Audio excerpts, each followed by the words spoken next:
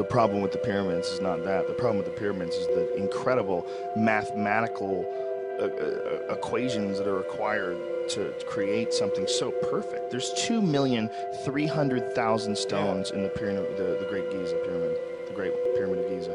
That's think about how many fucking stones that is. It's a lot of stones. They weighed between 2 and 80 tons, and some of them, the ones from the King's Chamber, were cut from a quarry that was like 500 miles away. I mean, it's amazing, man, and they're perfectly put in place. You ever seen the King's Chamber? You know, where in the Great Pyramid? It's insane. They don't have any idea how they built it. They have no idea how they got these incredibly large stones cut so perfectly and so smooth. And they found bore marks in the sarcophagus that is from a diamond bit drill. Right. So it's like shit that we have today. Like somehow or another. What's that called? I'm sorry to cut you off. Just because it's another fascinating aspect of the stuff you're talking about, which is shit. There's a name for this kind of archeology where people will find it's like you'll find batteries. You know what I mean? Or you'll find. Yeah, I'm thinking of cryptozoology, but I know what you're talking about. You'll find like something that there's no way that it should exist back then. It almost indicates time travel. Well, have you ever? Well, not time travel, but have you ever looked into Graham Hancock? Have you ever read any of his stuff? No, I know that. I want to give you Fingerprints of the Gods before you leave. It's one of my favorite books. And this guy Graham Hancock is an archaeologist, and he traveled all over the world looking at all these ancient civilizations and ancient structures, and studied all the different, different cataclysmic event stories that every single religion seems to have that are in the Epic of Gilgamesh and the Bible. And what he believes is that somewhere around 10,000 years ago, there was some event on Earth. And there was a super advanced civilization that existed before that. And we have been around a lot longer than we think. And that what the pyramids are, literally, is people rediscovering some shit that a super, super advanced civilization that had been reset many thousands of years ago. What we see, like when you see like the Great Pyramid and the Sphinx and all these things that they can't explain, the Sphinx enclosure, what we see is the proof that there was some sort of a super advanced civilization many, many, many thousands of years before where the archaeologists currently date to be, the time they built the pyramids. There's a guy named John Anthony West that has dedicated his entire life to trying to let people look at Egypt in a different way, and he believes that the Egyptian, the drawings, the depictions of pharaohs, they go back over 34,000 years.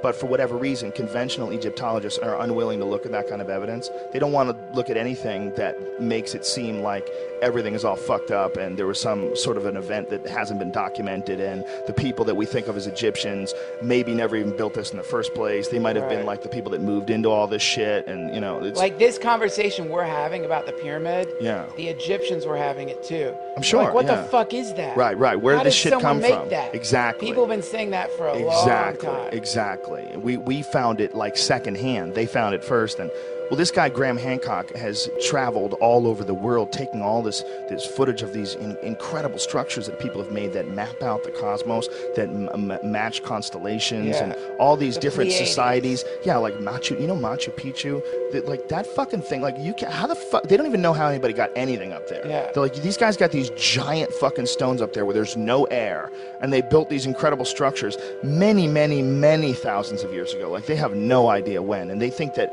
it might have even been at a time where water was up there. Like it's fucking nutty, man. When you really find out how much of these ancient structures and ancient civilizations, how much evidence there is for it.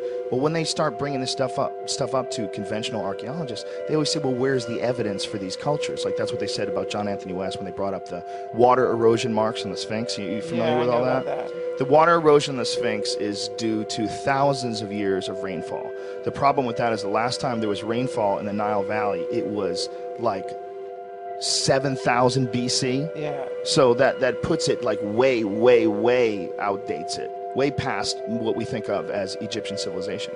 Egyptian civilization we think of around like 2,000, 3,000 BC. They're talking like 7,000, 4,000 years earlier than that. You know what I mean? I mean, this is pretty incredible shit.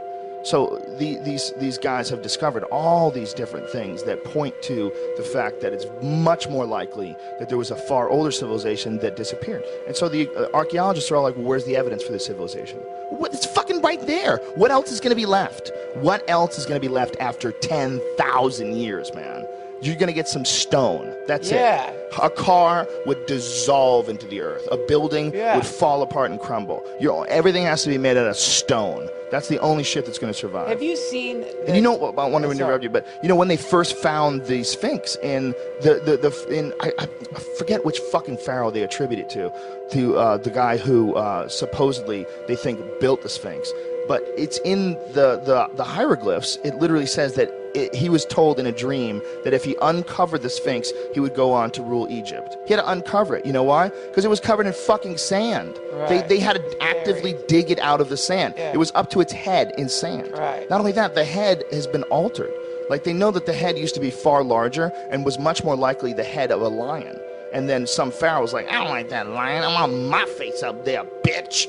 And so that's when they put his face up there.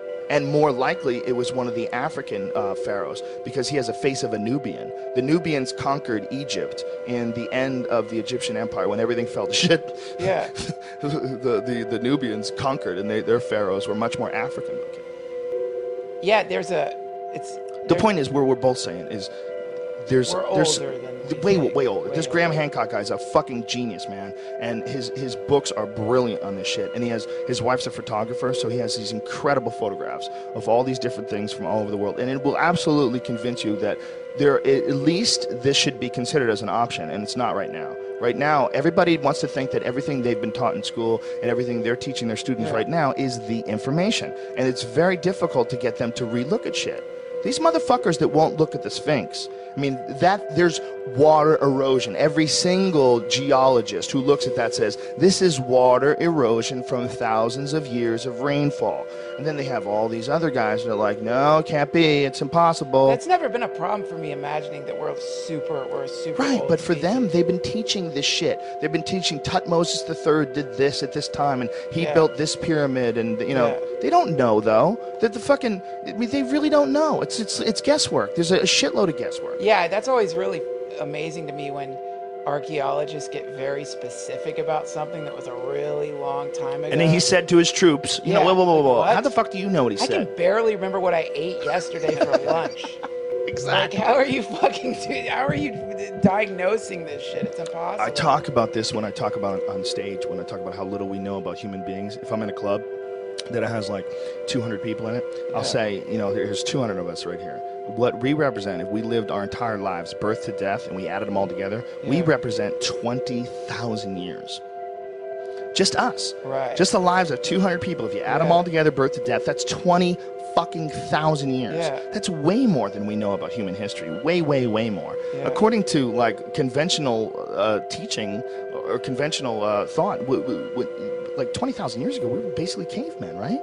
I mean, we wore animal skins and shit. Like, when they find those frozen dudes, how old are those dudes? I have no idea. It's like 30,000 years ago? They're like wearing skins and shit and throwing spears with rock tips. Like, that's as good as it got back then. Right. 20,000 years, just 200 people's lives.